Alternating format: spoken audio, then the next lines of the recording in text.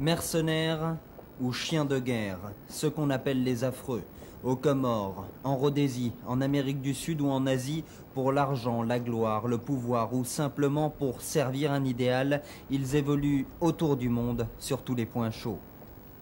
Vous faites partie de ces gens qui sont contactés assez régulièrement par les milieux de mercenariat? Oui, je suis contacté assez souvent, mais ça s'est passé tout bêtement.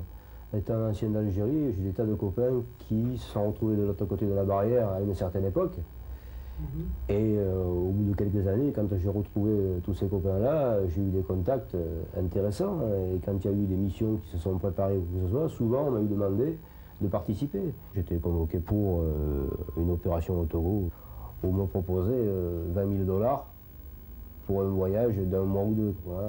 En général, le recrutement de mercenaires se fait de la même manière. Vous pouvez m'expliquer un peu en détail? Pour moi, personnellement, c'était comme ça.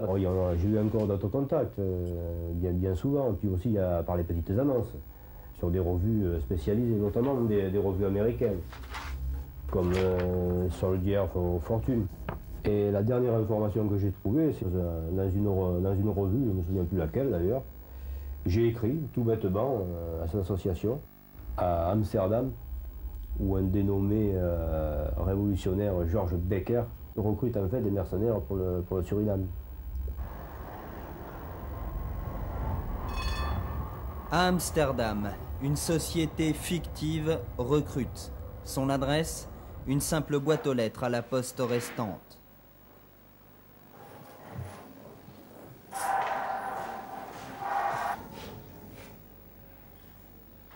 Le courrier est acheminé ensuite dans un coffee shop au cœur du quartier sensible de la capitale. C'est derrière ce rideau de fer que des centaines de curriculum vitae sont triés par les recruteurs. Des entretiens aboutissent ensuite à la sélection d'une trentaine d'hommes. Les choix se font sur leur motivation, l'esprit d'initiative, l'âge et surtout les compétences militaires.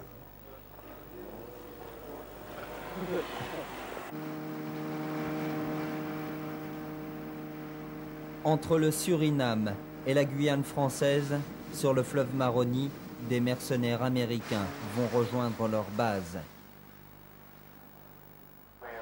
Instructeurs, ils sont là pour entraîner à la guérilla la résistance surinamienne qui lutte contre le régime en place. Mercenaires, définition du dictionnaire, soldat qui sert à prix d'argent un gouvernement étranger.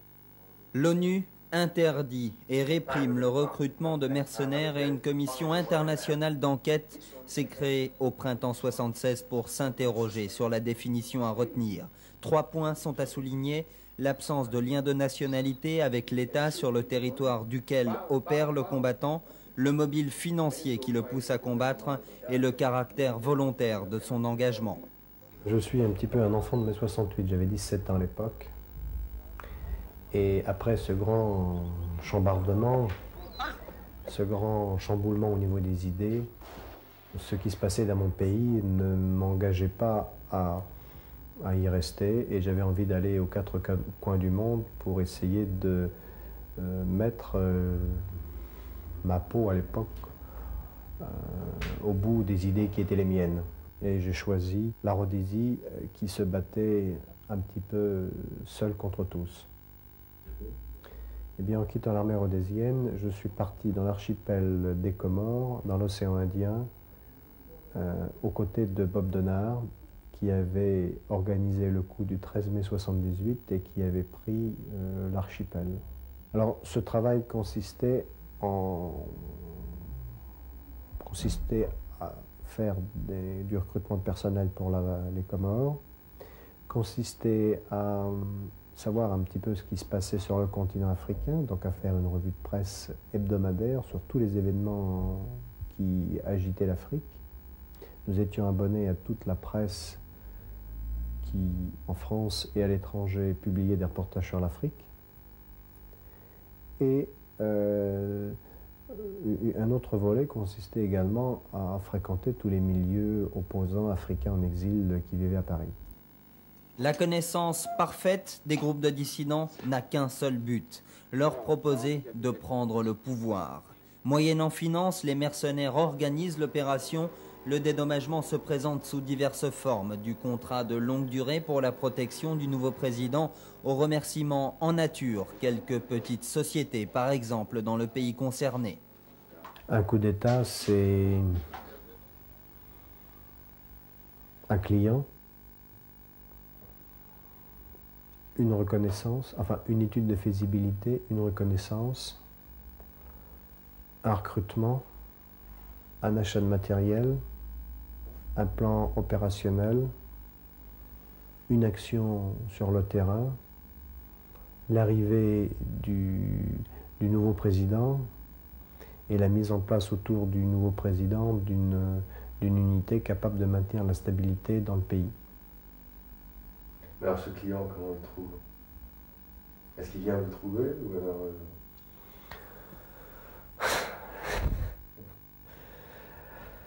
Il faut chercher pour trouver. En 1983, la Légion islamique de Kadhafi, soutenant les troupes de Goukouni Wedei, a pénétré à l'intérieur du territoire tchadien pour reprendre le pouvoir. Donc je suis parti là-bas avec 2 personnes qui avaient été aux côtés d'Hissène Habré et nous avons essayé de négocier une aide que nous aurions pu lui apporter. Mais Hissène Habré avait déjà l'aval du ministère de la Coopération pour l'utilisation d'occasionnels, appelons-les disons de mercenaires, si vous voulez. Et donc notre proposition se révélait totalement non fondée à un moment. Et ces mercenaires étaient payés par qui? Ces gens-là ont été payés, l'argent venait au départ du ministère de la Coopération. Et par qui en particulier? Eh bien cet argent a transité par le Carrefour du Développement.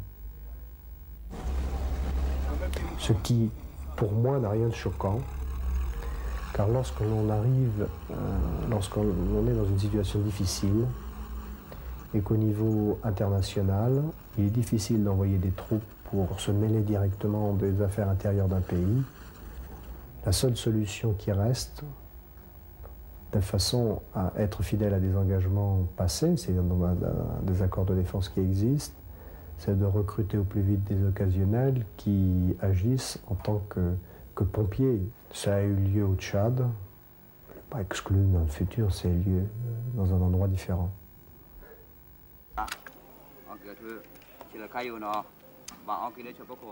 Vous êtes prêts à partir? Plus on prend de l'âge, plus on devient exigeant. Je ne suis pas prêt à partir pour n'importe quoi. Et il faut que la cause, il faut que l'enjeu envoie de la chandelle.